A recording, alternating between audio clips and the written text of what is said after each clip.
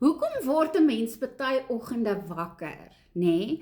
Nadat jy hierdie amazing nagrus gehad het, jy het lekker geslaap, jy was so uit soos 'n kers, en hier word jy wakker en jy voel moeg en jou liggaam is seer en baie keer is dit omdat jou gees gedurende die nag geestelike oorlogvoering gedoen het.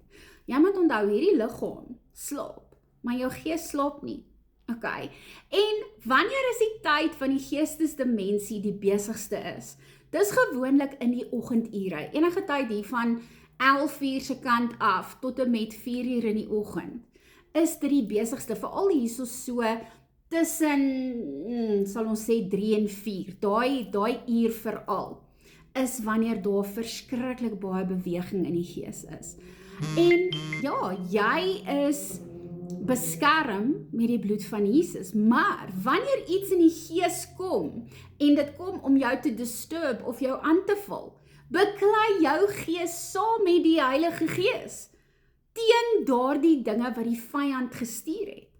En dis hoekom baie van ons in die oggend opstaan, en jy is doodmoeg, of baie keer voel dit of jy in 'n oorlog was, en met iemand beklei het, want jy het in die gees beklei.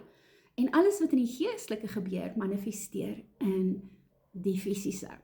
Nou, as jy belangstel om meer te leer oor geestelike oorlogvoering en wat in die geesdimensie aangaan, kom doen gerus my kursus oor geestelike oorlogvoering. As jy belangstel, DM my, WhatsApp my, ek sal die advertensie hier aan die agterkant sit.